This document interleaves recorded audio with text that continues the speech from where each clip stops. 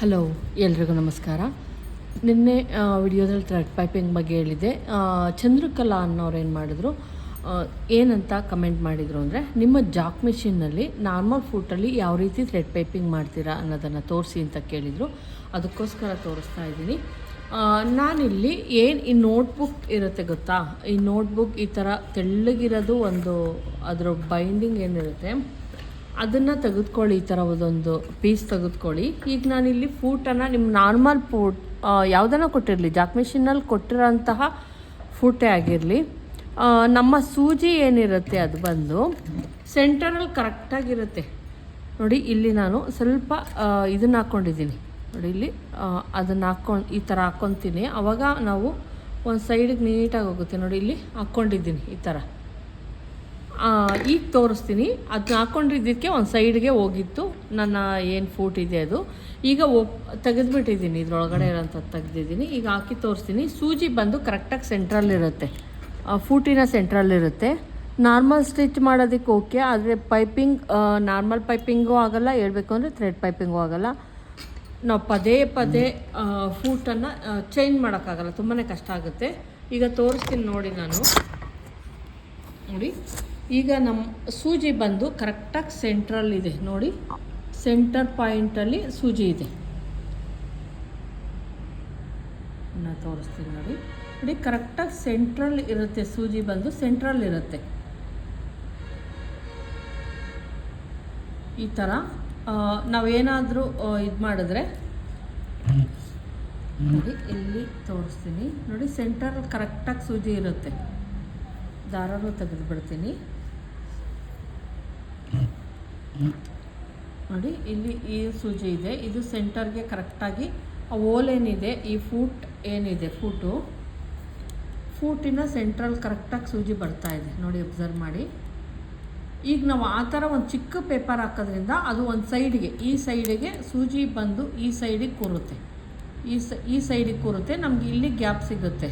ಆವಾಗ ನಾವು ಇಲ್ಲಿ ಥ್ರೆಡ್ ಪೈಪಿಂಗನ್ನು ಮಾಡ್ಕೊಬೋದು. ಈಗ ತೋರಿಸ್ತೀನಿ ನೋಡಿ ಯಾವ ರೀತಿ ಚೇಂಜ್ ಮಾಡೋದು ಅಂತ. ನೋಡಿ, ನಾನು ಫೂಟ್ ಓಪನ್ ಮಾಡ್ತಾ ಇದ್ದೀನಿ, ಯಾಕಂದರೆ ಸೆಂಟ್ರಿಗಿದೆ. ಅದರಲ್ಲಿ ನಾವು ಥ್ರೆಡ್ ಪೈಪಿಂಗ್ ಮಾಡೋದಕ್ಕೆ ಆಗೋದೇ ಇಲ್ಲ. ಆ ಥರ ಇದ್ದಾಗ ಆಗಲ್ಲ. ಈಗ ಇದನ್ನು ತೆಗೆದು ನಾನು ಇಲ್ಲಿ ಇಟ್ಕೊಂಡು ಇದಕ್ಕೆ ಈ ಸೆಂಟರ್ಗೆ ಎಷ್ಟಾಗುತ್ತೋ ಅಷ್ಟನ್ನು ಒಂದು ಪೇಪರ್ ಒಂದು ಸ್ವಲ್ಪ ತಿಕ್ಕಾಗಿರಲಿ, ಅಥವಾ ನಿಮ್ಮ ಹತ್ರ ಫಾಲ್ದು ಬರುತ್ತಲ್ಲ, ಅದರೊಳಗೊಂದು ಪೇಪರ್ ಹಾಕಿರ್ತಾರೆ, ಏನು ಇರುತ್ತೆ ಫಾಲ್ದು, ಅದನ್ನು ಕೂಡ ಕಟ್ ಮಾಡಿ ಹಾಕ್ಬೋದು. ಇಲ್ಲಾಂದರೆ ನೋಟ್ಬುಕ್ದು ಕೂಡ ಹಾಕ್ಬೋದು. ನೋಡಿ, ಒಂದು ಲೇಯರನ್ನು ಈ ರೀತಿ ಕಟ್ ಮಾಡ್ಕೊಂಡಿದ್ದೀನಿ. ಕಟ್ ಮಾಡ್ಕೊಂಡಿರೋದು ಕರೆಕ್ಟಾಗಿ ನೋಡಿಕೊಂಡು, ಇದು ತುಂಬಾ ನಾನು ಎಲ್ಲ ಮಿಷಿನ್ಗಳಿಗೂ ಸೇಮ್ ಮಾಡಿದ್ದೀನಿ ಫ್ರೆಂಡ್ಸ್. ನನ್ನ ಹತ್ರ ಏನಿದ್ದಾವೆ ಎಲ್ಲಕ್ಕೂ ಸೇಮ್ ಮಾಡಿರೋದ್ರಿಂದ ಎಲ್ಲರೂ ಕೂಡ ನನ್ನ ಸ್ಟೂಡೆಂಟ್ಗಳು ಸೇಮ್ ಅದೇ ಫೂಟಲ್ಲೇ ಥ್ರೆಡ್ ಪೈಪಿಂಗನ್ನು ಮಾಡ್ತಾರೆ. ತುಂಬ ಚೆನ್ನಾಗಿ ಕಲ್ತಿದ್ದಾರೆ ಕೂಡ. ನನ್ನ ಹತ್ರ ಥ್ರೆಡ್ ಪೈಪಿಂಗ್ ಕಲಿಬೇಕು ಅಂತಲೇ ಬರ್ತಾರೆ. ಮತ್ತು ಚಿಕ್ಕದು ನೋಡಿ, ಈ ಥರ ಈಗ ಹಿಂಗೆ ಕೂರಿಸಿದ್ದೀನಿ, ನೋಡ್ತಾ ಇರ್ಬೋದು. ಹಿಂಗೆ ಚಿಕ್ಕದೊಂದು ಪೇಪರ್ ಹಾಕಿ ಸೆಂಟರ್ಗೆ ಕೂರಿಸಿದ್ದೀನಿ. ಇದನ್ನು ನಾವು ನಾರ್ಮಲ್ಲಾಗಿ ಏನು ಇದನ್ನು ಕೂರಿಸ್ತೀವಿ, ಫೂಟ್ ಹಾಕೋದು, ಸ್ಕ್ರೂ ಟೈಟ್ ಮಾಡ್ಕೊಳ್ಳಿ.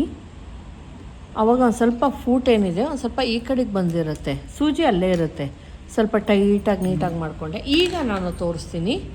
ನಾನೇನು ಇದನ್ನು ಮಾಡಲ್ಲ, ಆಫೆಲ್ಲ ಮಾಡೋದೇ ಇಲ್ಲ, ತೊಗೊಂಬಂದು ತೋರಿಸ್ತೀನಿ ನೋಡಿ. ನೋಡಿ, ಈಗ ಸೂಜಿ ಬಂದು ನೀವು ಅಬ್ಸರ್ವ್ ಮಾಡಿ, ಸೂಜಿ ಬಂದು ಒಂದು ಕಡೆ ಸೈಡಿಗೆ ಹೋಗಿದೆ. ನೋಡಿ, ಈಗ ಹಾಕಿ ತೋರಿಸ್ತೀನಿ. ಈ ಕಡೆ ಗ್ಯಾಪ್ ಸಿಕ್ತು, ನನಗೆ ಗ್ಯಾಪ್ ಸಿಕ್ತು, ಸೂಜಿ ಬಂದು ಸೈಡಲ್ಲಿದೆ.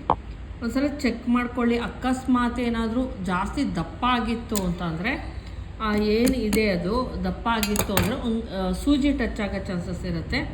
ನೋಡಿ, ಇಲ್ಲ, ಈಗ ಕರೆಕ್ಟಾಗಿ ನಂದು ಏನು ಸೂಜಿ ಟಚ್ ಆಗ್ತಾ ಇಲ್ಲ, ಎಡ್ಜಿಗೆ ಕರೆಕ್ಟಾಗಿದೆ, ಕೂರುತ್ತೆ. ನೋಡಿ, ಹಿಂಗೆ ಸೂಜಿನ ಒಂದು ಸಲ 2 ಸಲ ಹಾಕಿ ನೋಡಿ ನೀವು.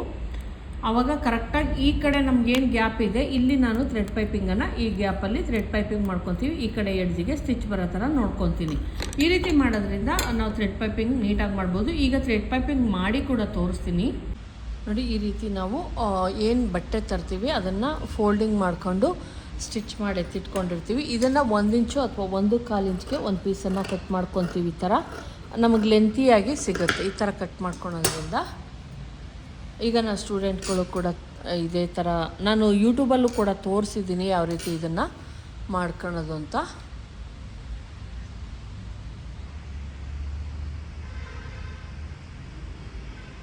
ನೋಡಿ ಈಗ ಇದನ್ನು ಒಂದು ಲೇಯರ್ ನಾನು ನಿಮಗೆ ತೋರ್ಸೋಕ್ಕೋಸ್ಕರ ಈ ರೀತಿ ಓಪನ್ ಮಾಡ್ಕೊಂಡು ನೋಡಿ, ಈ ಥರ ಲೆಂತಿಯಾಗಿ ನಮಗೆ ಸಿಗುತ್ತೆ. ಅದು ಆಲ್ಮೋಸ್ಟು ನೋಡಿ ಇಷ್ಟು ಉದ್ದ ಸಿಕ್ತು ನನಗೆ ಒಂದು ಲೇಯರ್ ಕಟ್ ಮಾಡ್ಕೊಂಡಿದ್ದಕ್ಕೆ.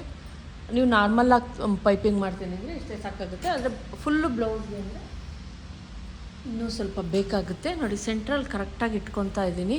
ಥ್ರೆಡ್ ಪೈಪಿಂಗನ್ನು ಇಟ್ಕೊಂಡು ಫಸ್ಟು ಒಂದು ಸ್ವಲ್ಪ ಬಿಡಬೇಕಾಗುತ್ತೆ, ಥ್ರೆಡ್ ಪೈಪಿಂಗನ್ನು ಬಿಡಬೇಕಾಗತ್ತೆ.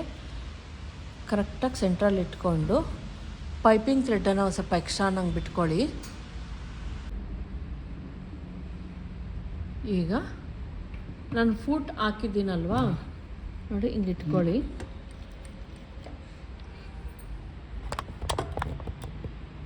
ನೋಡಿ ಎಡ್ಜಿಗೆ ನೀಟಾಗಿ ಸ್ಟಿಚ್ ಹಾಕೊಂಬಂದ್ಬಿಟ್ರೆ ಆಯ್ತು. ನಾವೇನು ಮಾಡೋಂಗಿಲ್ಲ ಫ್ರೆಂಡ್ಸ್. ಈ ಕಡೆ ಗ್ಯಾಪ್ ಏನಿರುತ್ತೆ ಅಲ್ಲಿ ಥ್ರೆಡ್ ಪೈಪಿಂಗ್ ಥ್ರೆಡ್ ಕೂರ್ತಾ ಇರುತ್ತೆ. ನಾವು ಸುಮ್ಮನೆ ಹೊಲ್ಕೊಂಡ್ರೆ ಆಯಿತು, ಹಿಂಗೆ ಕೊಟ್ಕೊಂಡು ಹೊಲ್ಕೊಂಡ್ರೆ ಅದೇ ಬರುತ್ತೆ. ನೋಡಿ ಇಲ್ಲಿ ಥ್ರೆಡ್ ಪೈಪಿಂಗ್ ನೀವು ನಾರ್ಮಲ್ ಫೂಟಲ್ಲಿ ಎಷ್ಟು ಸಣ್ಣದಾಗಿ ಬರುತ್ತೆ ಅಂದರೆ, ನಾವೇನು ಇದು ಮಾಡ್ತೀವಿ ಒನ್ ಸೈಡೆಡ್ ಫೂಟ್ ಹಾಕ್ದಾಗಲೂ ಒಂದು ಸ್ವಲ್ಪ ಇಷ್ಟು ಬರಲ್ಲ. ಹಂಗಾಗಿ ಇದನ್ನು ಈ ರೀತಿ ಮಾಡ್ಕೊಳ್ಳಿ, ತುಂಬ ಚೆನ್ನಾಗಿ ನಿಮಗೆ ಪೈಪಿಂಗ್ ಥ್ರೆಡ್ಡು ಬರುತ್ತೆ. ಇದನ್ನು ಬೇಕಾದರೂ ಹೊಲಿಯ ತೋರಿಸಿ ಅಂದರೂ ತೋರಿಸ್ತೀನಿ ಯಾವ ರೀತಿ ಅಟ್ಯಾಚ್ ಮಾಡೋದು ಬ್ಲೌಸ್ಗೆ ಅಂತ.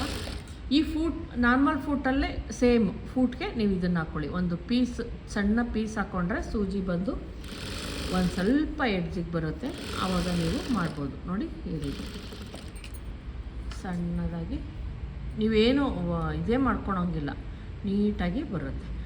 ಈ ವಿಡಿಯೋ ಇಷ್ಟ ಆಗಿದ್ರೆ ಲೈಕ್ ಮಾಡೋದನ್ನು ಮರಿಬೇಡಿ. ದಯವಿಟ್ಟು ಸಬ್ಸ್ಕ್ರೈಬ್ ಮಾಡ್ಕೊಂಡು ನೋಡಿ. ಇಷ್ಟ ಆದ್ರೆ ಒಂದು ಲೈಕ್ ಮಾಡಿ. Thank you friends.